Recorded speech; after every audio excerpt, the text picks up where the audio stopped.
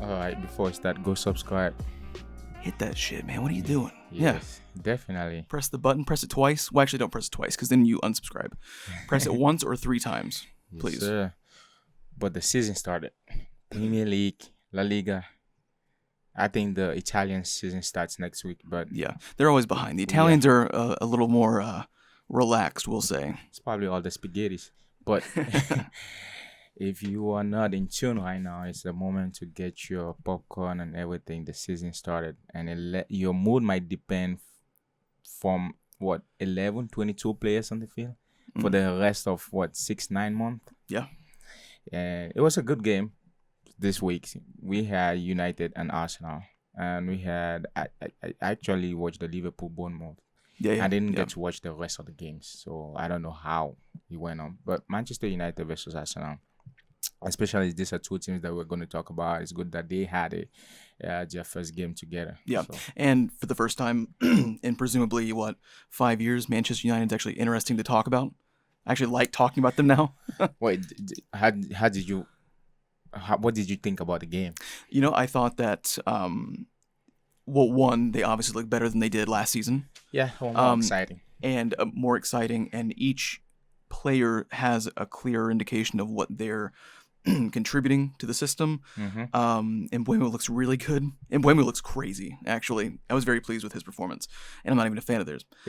You like seeing teams play well. Yeah. And even though they couldn't get that final bit to put the ball in the back of the net, they were trying, and they looked determined. Yeah. And that's the thing about previous United performances, was that they didn't always look determined. That's right. Even if they won a match, it wasn't convincing. At least they were convincing in the fact that even though they're not playing to what's probably their full capacity, they want to get there, and that's the important thing. And in each player, again with their clearly defined roles, they're interesting to talk about. Yeah, they're not as the one thing that is it the past tense of strike is struck? I don't think so. But one thing that struck me during the game struck you. It is, right? Struck you. I was like thinking about it. I was like, wait, you got it. 1, 2, 1, 2. But the one thing that I definitely noticed is the fact that United looked less lazy. I'm not saying overall because they still work to do, but they were interesting to watch because it wasn't the old United where everybody's just walking around. Right. But exactly. now you can see that sense of urgency when they lose the ball to actually defend, to cover spaces. Oh, their pressing was outrageous. Yeah, great press. They had great press. Now that the one thing, there's a lot of things, but their midfield still need improvement, and I can see why they are going to get someone like Baleba, because Hernandez has to cover too much space if he's going down. So in an event of transition, it becomes tough on him. Yeah, because then he has to cover the space up. Because you can kind of see that Ugarte, just even from some of the wild shots on target or on goal, he was not on target. But he's probably not the best shot. He's probably not the best with the ball at his feet. He's probably not the best long passer that they have. And then even though Casemiro can thread the ball almost wherever he wants, he doesn't have the pace. He doesn't have the legs for it anymore. He doesn't have the space. Each one of them kind of has one. And Ugarte's not a supreme athlete either. Yeah. He kind of does everything at what he's been showing a C level. He's an average player all around. Yeah. But they were relying on long passes down the wings from deep, and it was working. But you still need the midfield as an option to either provide the ball over the top or sort of alleviate some of the press with those quick balls in the middle of the park. Their engine didn't seem like they were exactly going at full speed. They weren't contributing as much, but you said it as well. Yeah. Fernandez, their best midfield player, is having to cover too many roles because not anyone individually can really provide a supreme level of what they can contribute. Yeah, especially if you need threaded balls, you need someone to lead the attack. And if you're doing a counter attack, Kuna and Bemo looks very well. But the problem that I've seen is in the event of transition, there's just less United players up front. And if you had Fernandez that's going to cover all that, there's no support. So Bemo will have to wait a little bit for Cunha to get up or someone to get up. But another thing is that Bemo has to learn to release the ball early.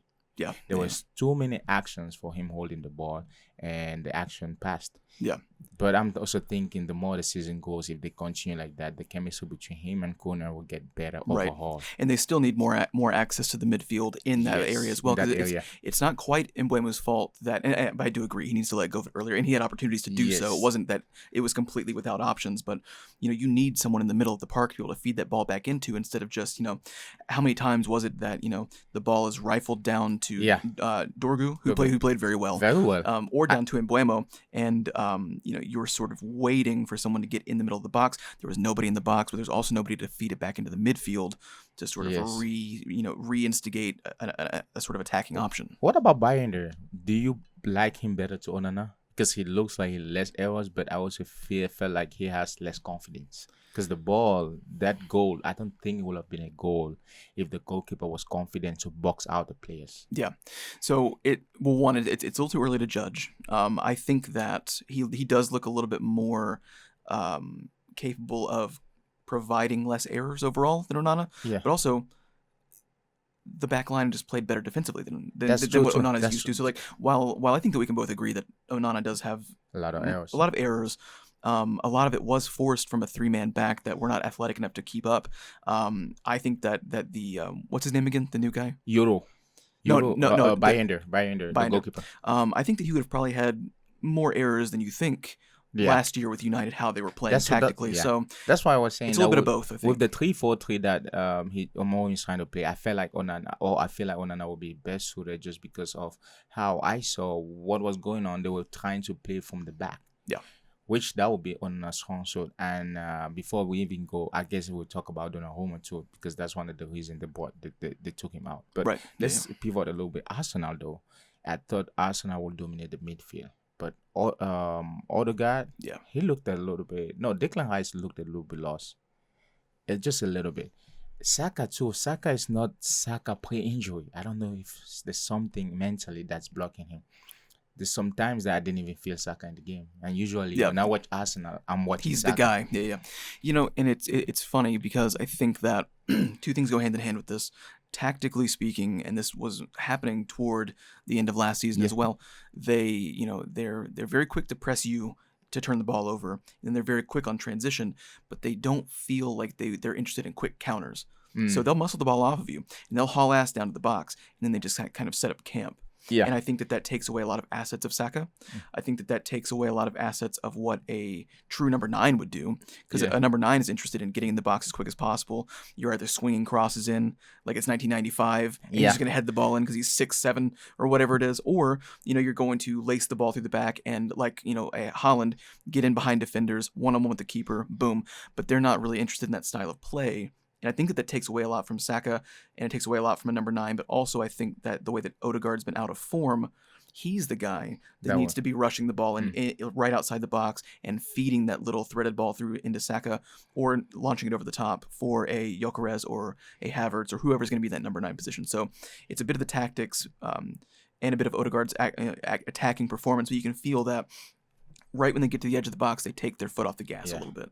And you said something very interesting because the number 9, which is Gyokeres, a lot of people were not impressed about his performance. I wouldn't lean that way, because I think this is where I want to see the quick fix that Arteta is going to do. Exactly. Because now you have a number 9 that's kind of like Haaland. It's someone that will need the ball threaded. It's someone that can run behind. He needs the ball now. Yes. He's not putting his back to goal. Yes. No.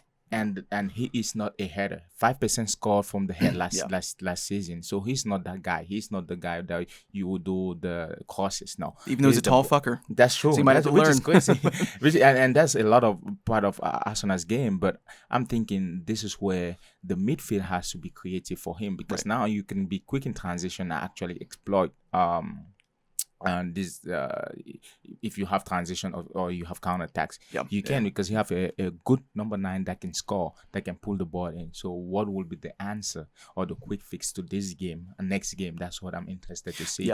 Well, and that's what I was commenting on. I was kind of like looking at the rounds yesterday, and some professionals, not only professionals but like just people on social media as well, were very quick to try to denounce Gyokeres as a good signing after one game, which is premature. Yes, that's true. But what I was saying around the park was mostly, Um, this early in the season, getting the result is more important than the quality of the performance. And, we would say that with City Yeah. all the time, even when they were breaking records. They didn't look lights out every single week. So it's not about exactly hitting stride Yeah. early in the season to look good, to play good. It's about getting that result. And, you can tell that, United was possibly firing at as strongly as they can provide right now. Yeah. And Arsenal have at least 2 more gears that they've shown that they can get to. But the important thing, regardless of club, regardless of player who you support, a team's result is always more important than the performance overall, until Yeah. the performance can actually get in the way of that result. But if you can squeak by early on in the season with nobody in the squad playing at full capacity, well, of course your new striker is not going to play at full capacity when the rest of the squad isn't. If Erling Haaland suffers that at Man City with a Rodri out, with lack of attacking midfield Yeah. options, then of course it's going to affect other players as well. Yeah, I would say right now Arsenal has a little problem. They are dancing out of rhythm. What I mean Yeah. by that, the what I noticed too is the inability to have passes. So the 1, 2, 3, 5 passes was kind of difficult for them to construct, and I think that's where their midfield is having a problem. Yeah. How do you orchestrate that, and how do you get the ball to Gyokeres, however you want to call him? But I'm also, that's why I said next week, it's premature to judge Gyokeres right now. But the whole team as Arsenal, in the next month, I really want to see the improvement from this game to the next game. And we just started the season, man. You can't bash people. Yeah, for everybody, just, take it easy. okay, yeah. Take it, actually, give it a round of applause for the start of the new season. Yeah, that's what it is.